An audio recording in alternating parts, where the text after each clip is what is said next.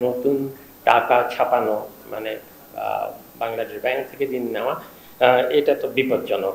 নতুন করে ঋণ দেওয়ারও কোনো সুযোগ বেশি থাকে না। অর্থনীতির যে স্থিতিশীলতা আর যেই বাজেটের যেই বাধ্যতাগুলো সীমাবদ্ধতাগুলোর কথা বলেছি, তার মধ্যে আমি কয়েকটি বিষয় উল্লেখ করছি।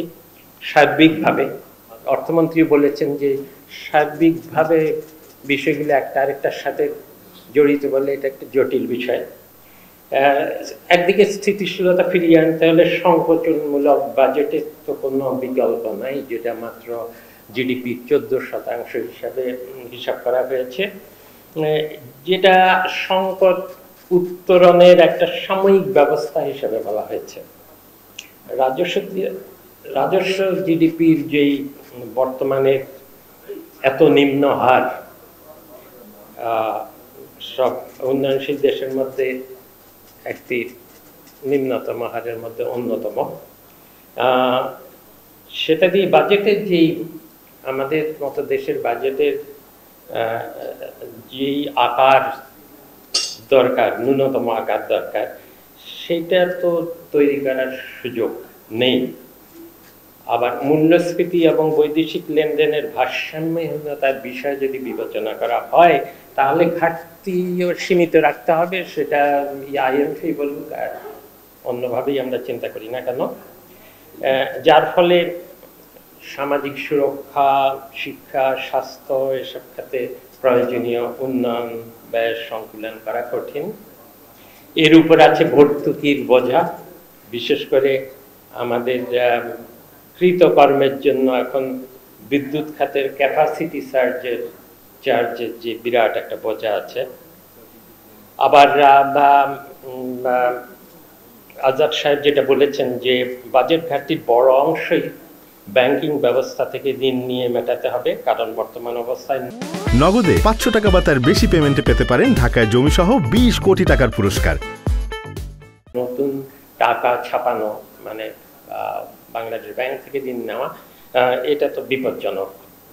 এর ফলে বেসরকারি খাতে বা আজাদ সাহেব এটাও বলেছেন ঋণ প্রবাহ সংকুচিত হবে, মাত্র 9% প্রবৃদ্ধি ধরা হয়েছে বেসরকারি খাতের ঋণ। এই সংকোচনমূলক ঋণ সম্প্রসারণের ঋণের মধ্যে আবার খেলাপি ঋণ ক্রমাগত যদি বেড়ে যায়, তাহলে তো নতুন করে ঋণ দেওয়ারও কোনো সুযোগ বেশি থাকে না। নতুন ব্যবসায়ীদের কি করে ঋণ দেওয়া হবে?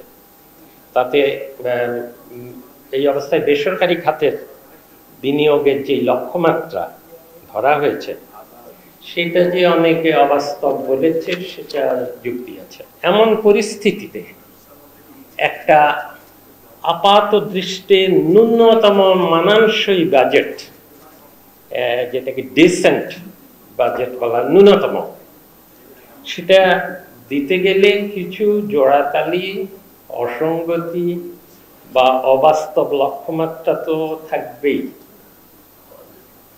কারণ অর্থনীতির যে অবস্থায় এসে দাঁড়িয়েছে, তাতে বাজেট ব্যবস্থাপনার যে কোনো বিকল্পই সুখকর হবে না, এটা মেনে নেওয়াই ভালো। স্পষ্টভাবে এটা বাজেটে ঠিক সেভাবে মেনে নেওয়া হয়নি, একটা আশাব্যঞ্জক ভাব পুরো বাজেটেই আছে। সমস্যা হলো প্রস্তাবিত বাজেটে যদি শুধু সাময়িক অর্থনৈতিক টানাপোড়েনের প্রতিফলনই হতো, তাহলে কথা ছিল না। বাজেট প্রস্তাবনায় সে ধরনের একটা ইঙ্গিত আছে, কিন্তু এর সঙ্গে সামগ্রিক অর্থনৈতিক ব্যবস্থা নয়, যে সামগ্রিক আমাদের অর্থনৈতিক ব্যবস্থাপনা, তার মধ্যে বেশ কিছুকাল ধরে মৌলিক কিছু দুর্বলতা এখন প্রকাশ্যে এসেছে।